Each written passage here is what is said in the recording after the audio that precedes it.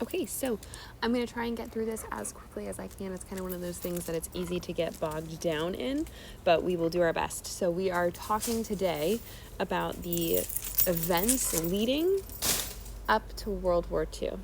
So we're going to start in Japan, because really the hostilities with Japan in what we like to call the Second Sino or Chinese-Japanese War arguably began 1931.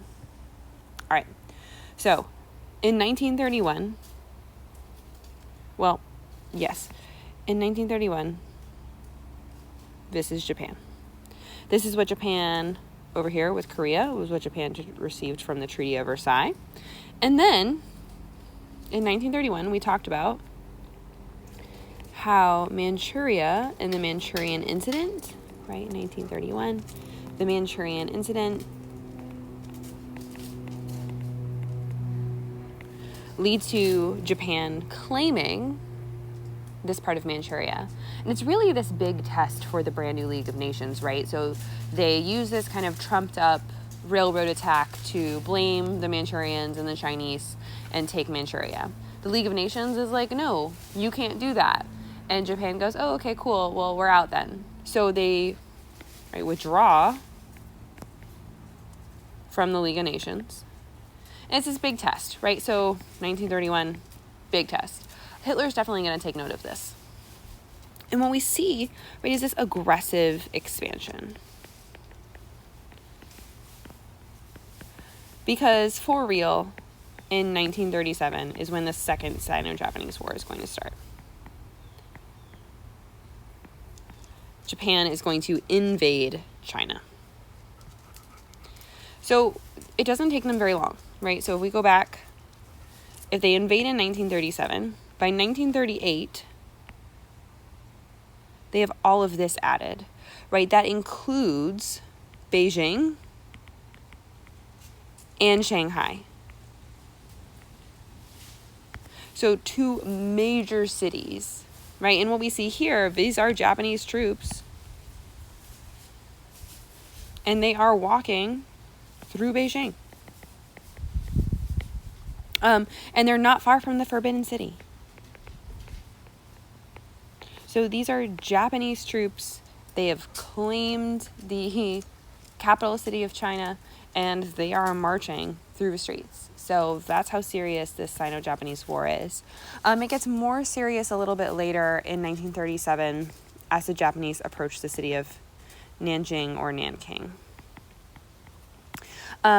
During the occupation, during the, we'll call it attack and occupation of Nanking, some 200,000 people die. These are civilians. And here is a Japanese article from back home in Japan, and it's called The Contest to Cut Down 100 People. So two Japanese soldiers, these two guys, had a competition to massacre as many people as possible. Each one had over 100 people to their name. This event is called the Rape of Nanking, or the Nanking Massacre. There are reports from American doctors living in the city of just the utter brutality of the Japanese, that it was unfathomable, the hell that Nanking became during the Japanese occupation, and no one really knows why. There's no real, military need for it. It just seems as though it was their way to exert power over the Chinese.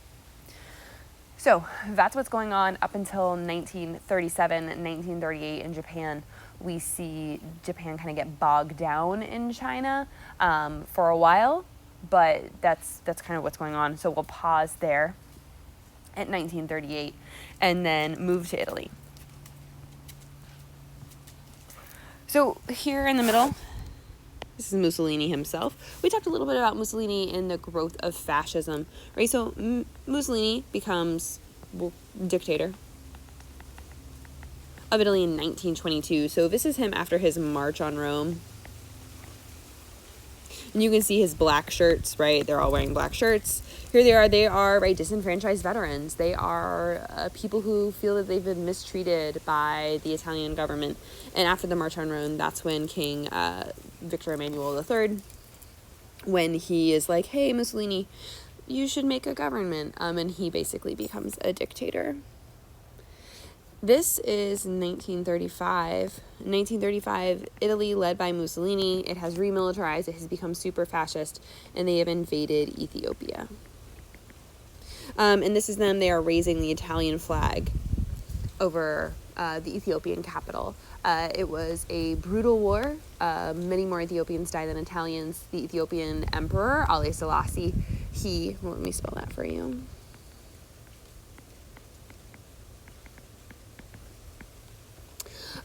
He asked the League of Nations for help. He says, this is something I thought that we weren't doing. I thought that national self-determination was very important. I thought that peace was very important. Please help us. And the League of Nations refuses to do anything about it. So that, again, is kind of strike two for the League of Nations, that they seem to kind of not be living up to their role. And then this is 1936, when what's signed is the Rome-Berlin Axis. That's how they get the name, the Axis powers. So here's Mussolini, Il Duce. Here's Hitler, right? And Hitler goes to Rome. This is when he meets Mussolini. So Hitler goes to Rome. And he thinks Mussolini's kind of a bozo. But he signs this Rome-Berlin Axis Pact so that they are allies. So now we'll move to Germany.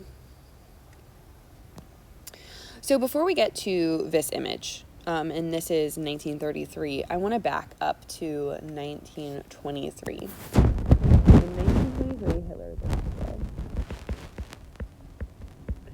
He is just this kind of angry, resentful veteran.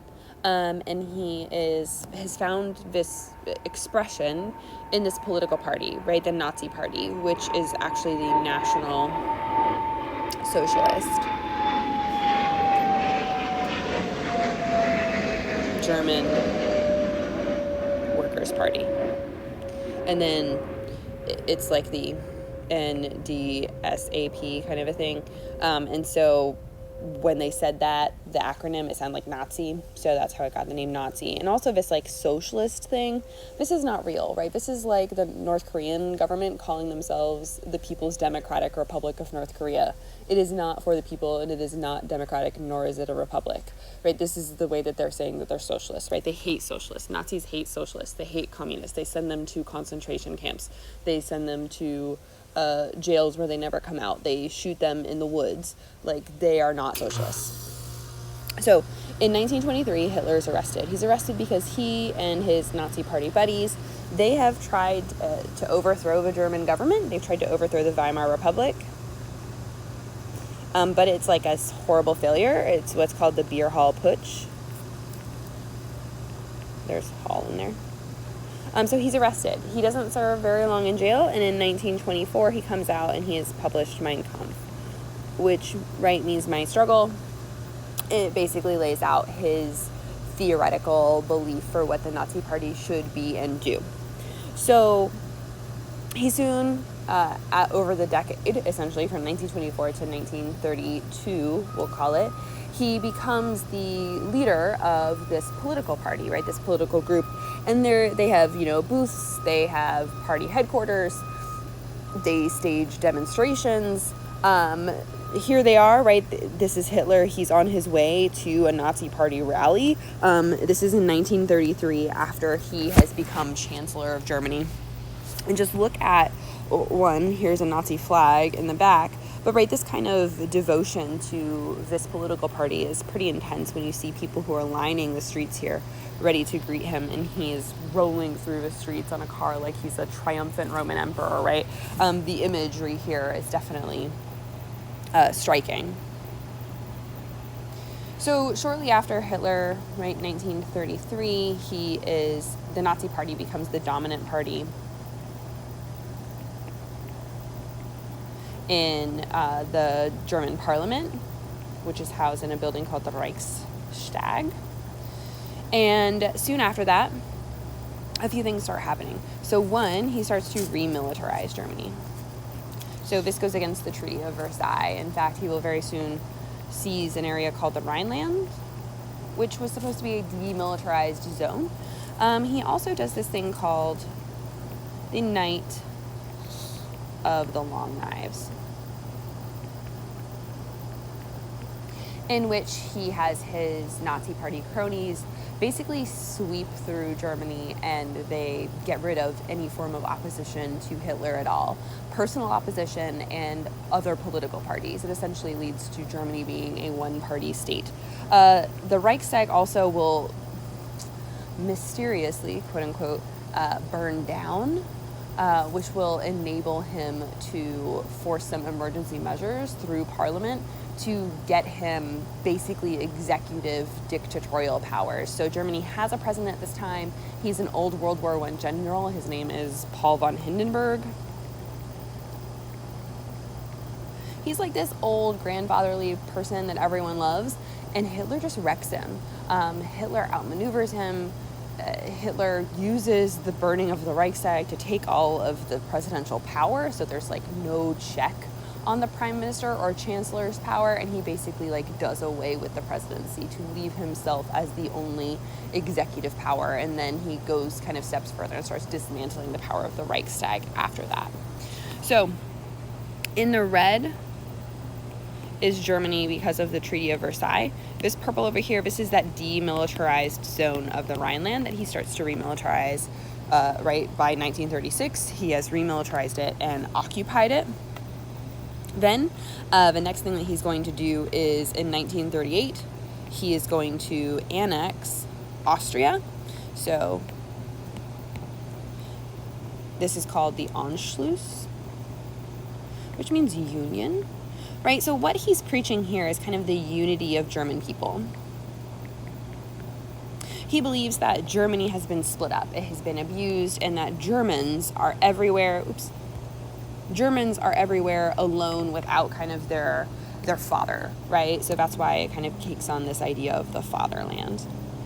And that he is trying to, kind of similar to how Russia supported the Bosnians and the Serbs, this idea of pan-Slavism, Hitler is trying to bring together, sorry about the plane, he's trying to bring together all German-speaking peoples. So since Austria, they speak Germany, it's this union. It goes over with mixed reviews in Austria. There are some people who are like, yeah, sure, let's unify again. And then there are some people who are like, we're our own country, why is this happening? So that's in like March of 1938. In September of 1938, Hitler starts talking about he needs the Sudetenland, right? This area here in the border region between Germany and Czechoslovakia. He says Sudetenland is full of Germans. Like, they're all German speaking. They're historically, culturally, linguistically German. They should also be part of this greater German state, this Reich, this empire that I'm building. Like, we're all about national self-determination, right? Well, like, let's have all the Germans join in. And this is kind of a problem for the world. The world is like, look, you've remilitarized the Rhineland and you weren't supposed to. You have joined with Austria, which is concerning, but it seems like they approve. Now you just want to take parts of Czechoslovakia. And Czechoslovakia, who is new, right? They're founded by the Treaty of Versailles as the Austro-Hungarian Empire breaks up. They're like, no, you can't have part of our land. And so there's this huge meeting of world leaders in Munich, which is in southern Germany.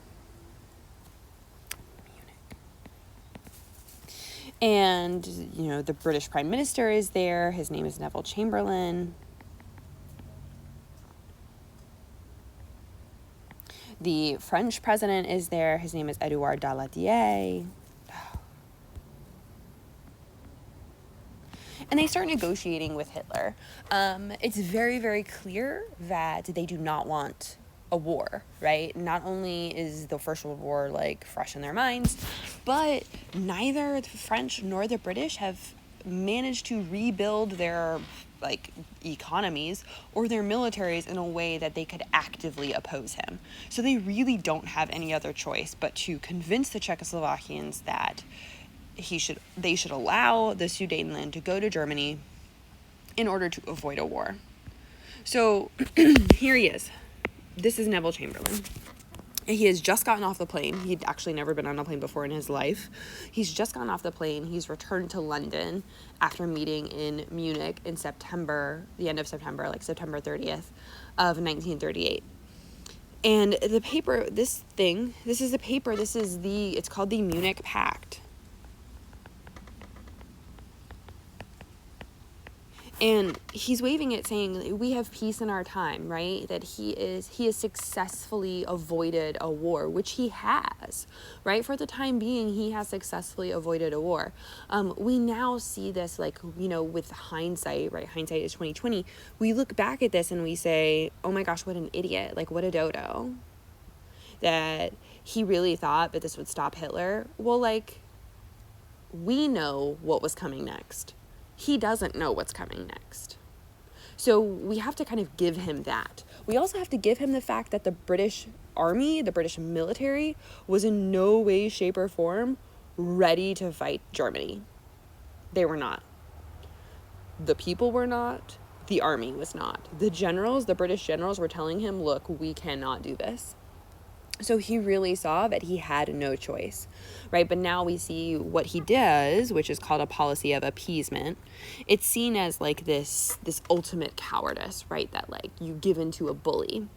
Well, yes, but also that's what the people wanted.